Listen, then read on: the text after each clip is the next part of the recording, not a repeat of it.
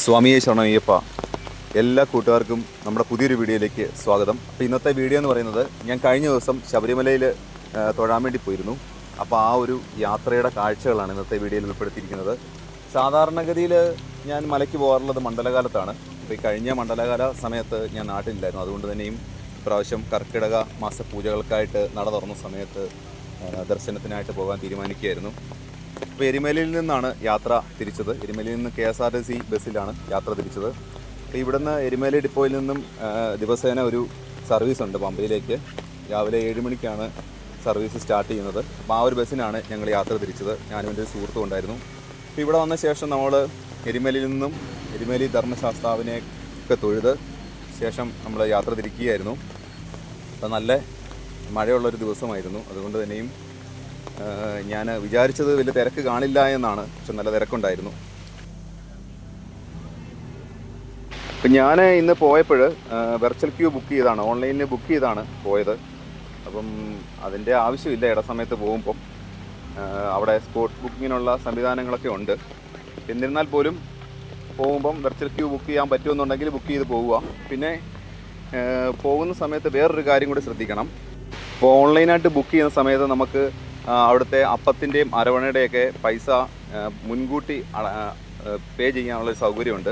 അപ്പം അങ്ങനെ പേ ചെയ്യുവാണെന്നുണ്ടെങ്കിൽ നമ്മൾ അവിടുന്ന് അപ്പം അരവണ കൗണ്ടറിൽ നിന്നും വലിയ ക്യൂ ഇല്ല, തിരക്കില്ലാതെ നമുക്ക് അപ്പവും അരവണയൊക്കെ വാങ്ങി തിരിച്ച് വരാവുന്നതാണ്. അപ്പം ഞങ്ങളിവിടെ നിലയ്ക്കലെത്തി. സ്വന്തം വാഹനത്തിലാണ് വരുന്നതെങ്കിൽ സാധാരണഗതിയിൽ ഈ നിലയ്ക്കലാണ് നമുക്ക് പാർക്കിംഗ് അനുവദിക്കുന്നത്. അപ്പോൾ ഇവിടെ വണ്ടി പാർക്ക് ചെയ്തതിന് ശേഷം അവിടെ നിന്നും KSRTCയുടെ വണ്ടിയിൽ KSRTC Nilakkal to Pamba shuttle service ഉണ്ട്. അപ്പോൾ ഈ കാണുന്നതൊക്കെ നിലയ്ക്കൽ ടു പമ്പ ഷട്ടിൽ സർവീസാണ്. അപ്പം ഈ വണ്ടിയിൽ നമുക്ക് പമ്പയിൽ എത്തിച്ചേരാവുന്നതാണ്. അപ്പം നമ്മളങ്ങനെ പമ്പ KSRTC ബസ് സ്റ്റാൻഡിൻ്റെ ആ ഒരു ഭാഗത്തേക്ക് എത്തിക്കൊണ്ടിരിക്കുകയാണ്. പിന്നെ നമ്മുടെ പമ്പയിൽ നമുക്ക് നേരിട്ട് ഇവിടെ വന്ന് കെട്ടുമുറുക്കി മല ചവിട്ടാനുള്ള ഒരു സൗകര്യം കൂടെ ഉണ്ട്. പമ്പ ഗണപതി ക്ഷേത്രത്തിൽ നിന്ന് നമുക്ക് കെട്ടുമുറുക്കാനുള്ള സൗകര്യമുണ്ട്. അപ്പം ഞാൻ അന്വേഷിച്ചപ്പോൾ 300 രൂപ എങ്ങാണ്ടാണ് ഇവിടെ കെട്ടുമുറുക്കുന്നതിന് ഉള്ള ചാർജ്. അപ്പം കെട്ടുമുറുക്കുന്നതിൻ്റെ ഇരുമുടിയും കാര്യങ്ങളും എല്ലാം അവിടെ നിന്നും ദേവസ്വം പ്രൊവൈഡ് ചെയ്യുന്നതാണ്.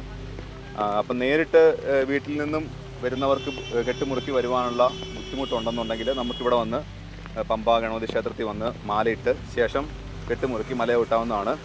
അതെല്ലാ സമയത്തും അവൈലബിൾ ആണ്. അതായത് നട തുറക്കുന്ന സമയത്ത്, ശബരിമല ക്ഷേത്രം നട തുറക്കുന്ന സമയത്തെല്ലാം നമുക്ക് ഇവിടുന്ന് കെട്ടുമുറുക്കി മല ചവിട്ടാവുന്നതാണ്. അപ്പം ഇന്ന് ഇവിടെ പമ്പാ നദിയിലൊക്കെ ആണെങ്കിലും നല്ല നീരൊഴുക്കുണ്ട്. അതുകൊണ്ട് തന്നെയും പ്രത്യേകമായിട്ടുള്ള അനൗൺസ്മെൻറ്റും കാര്യങ്ങളൊക്കെ ഉണ്ട്. വാർണിംഗ് മെസ്സേജുകളൊക്കെ കൊടുക്കുന്നുണ്ട്. കാരണം ആരും അതായത് പോലീസുകാർ നിർദ്ദേശിച്ചിട്ടില്ലാത്ത സ്ഥലത്തോട്ട് ഇറങ്ങാൻ പാടില്ല എന്നുള്ള അനൗൺസ്മെൻറ്റുകളൊക്കെ വരുന്നുണ്ട്. അപ്പം ഞാൻ ഇന്ന് രാവിലെയാണ് വീട്ടിൽ നിന്ന് ഇറങ്ങി. അതുകൊണ്ട് തന്നെയും അവിടെ നിന്ന് കുളി കഴിഞ്ഞ ശേഷമാണ് പോകുന്നത്. ഇവിടെ ഒന്ന് ജസ്റ്റ് ഒന്ന് കൈയും കാലും ഒക്കെ ഒന്ന് കഴുകി അതിനുശേഷം മുകളിലേക്ക് ഗണപതി അമ്പലത്തിൽ തൊഴുത് മല ചവിട്ടാമെന്നാണ് വിചാരിച്ചിരിക്കുന്നത്. കാരണം ഇപ്പോൾ ഇവിടെ വന്നപ്പം തന്നെ മനസ്സിലായി നല്ല തിരക്കുണ്ട്.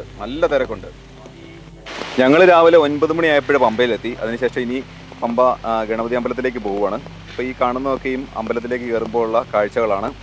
അപ്പം ഗണപതി ക്ഷേത്രത്തിൽ കയറി ഭഗവാനെ തൊഴുത് അതിനുശേഷം ഇനിയിപ്പം മല ചവിട്ടണം. ഇവിടെ വന്ന് പമ്പയിൽ വന്ന് നമ്മൾ രാവിലെ ബ്രേക്ക്ഫാസ്റ്റൊക്കെ കഴിച്ചായിരുന്നു. കാരണം രാവിലെ ഒന്നും കഴിച്ചില്ലായിരുന്നു. അപ്പം സാധാരണഗതിയിലായിട്ട് പമ്പയിൽ നിന്നും ഇവിടെ നിന്ന് ശബരിമലയിലേക്ക് പോകുമ്പം, അതായത് സന്നിധാനത്തിലേക്ക് പോകുമ്പം 2 വഴിയാണുള്ളത്.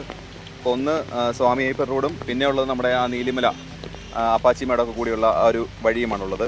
അപ്പം ഞാൻ അന്വേഷിച്ചപ്പോൾ ഇപ്പം ആ ഒരു അപ്പാച്ചിമേട് വഴിയുള്ള ആ ഒരു കുത്തനെയുള്ള കയറ്റം അത് ക്ലോസ് ചെയ്തിരിക്കുകയാണ്.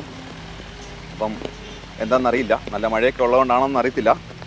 അപ്പോൾ അതിനുശേഷം ഞങ്ങൾ സ്വാമി അയ്യപ്പൻ റോഡ് വഴി നേരെ മല ചവിട്ടുവാണ്. അപ്പം കണ്ടില്ലേ നല്ല തിരക്കുണ്ട്. ഇപ്പോൾ ഈ ഒരു ഒറ്റ വഴി ആയതുകൊണ്ട് തന്നെയും ട്രാക്ടറും അതുപോലെ തന്നെ ഡോളി സർവീസും ഒക്കെ വരുന്നുണ്ട്. കാരണം മല കയറുന്ന ആൾക്കാരും മല ഇറങ്ങുന്ന ആൾക്കാരും ഈ ഒരു വഴിയിൽ കൂടെ തന്നെയാണ് പോവുകയും വരികയൊക്കെ ചെയ്യുന്നത്. അപ്പം മറ്റേ വഴി ഓപ്പൺ ആയിരുന്നുണ്ടെങ്കിൽ നമുക്ക് അതുവഴി കയറാമായിരുന്നു.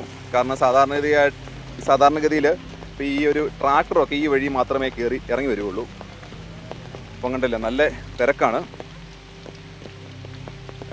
ഇപ്പം ഞങ്ങൾ ഏതായാലും രാവിലെ പോയ സമയത്ത് താഴെ നിന്നും മുകളിലേക്ക് പോയ സമയത്ത് വലിയ മഴയൊന്നുമില്ലായിരുന്നു. വലിയ മഴയൊന്നുമില്ല, ഒട്ടും മഴയൊന്നുമില്ലായിരുന്നു. നോർമലായിട്ടുള്ളൊരു കാലാവസ്ഥയായിരുന്നു. അപ്പോൾ അതുകൊണ്ട് തന്നെ നമുക്ക് സുഗമമായിട്ട് മല ചവിട്ടാൻ പറ്റി. അപ്പം ഒരുപാട് ആൾക്കാർ ഇന്നലത്തെ ദർശനം കഴിഞ്ഞ് ഇറങ്ങി വരുന്നവരുണ്ട്.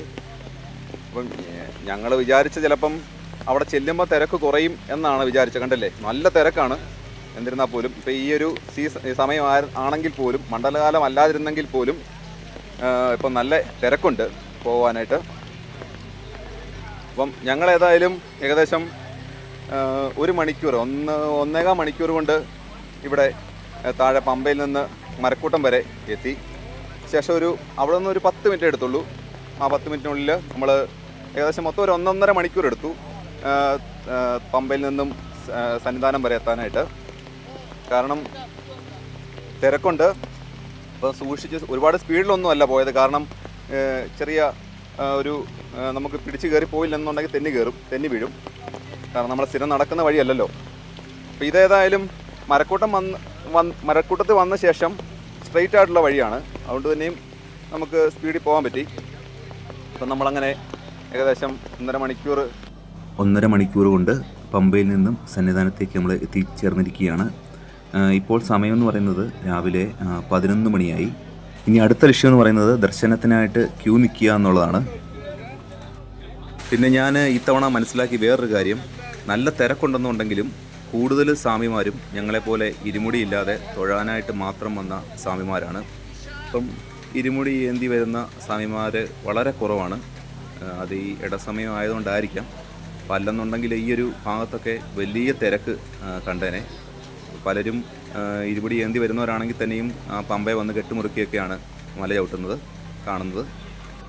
അപ്പോൾ എന്തായാലും നമ്മളിപ്പോൾ ഈ വന്നപ്പോൾ ഈ ഒരു ഭാഗത്തൊന്നും വലിയ തിരക്ക് കണ്ടില്ല. അപ്പം ഞാൻ പറഞ്ഞ പോലെ തന്നെ ഈ ഒരു വലിയ നടപ്പന്തലിൻ്റെ അവിടെയൊന്നും ഇവിടുത്തെ ക്യൂവിൻ്റെ അവിടെയൊന്നും ഈ ഭാഗത്തൊന്നും വലിയ തിരക്ക് കണ്ടില്ല. അപ്പം ഇത് രാമായണ മാസം ആയതുകൊണ്ട് തന്നെയും ഇവിടെ ഈ ഒരു സ്റ്റേജിൽ കുറേ സ്വാമിമാരിരുന്ന് രാമായണ പാരായണം നടത്തുന്നുണ്ട്. അപ്പം എന്തായാലും അവിടെയും വലിയ തിരക്കൊന്നും, ഈ ഒരു ഭാഗത്തൊന്നും വലിയ തിരക്ക് കണ്ടില്ല. ഇനിയിപ്പം നമ്മൾ പോകുന്നത് സിവിൽ ദർശനം അങ്ങോട്ടാണ്.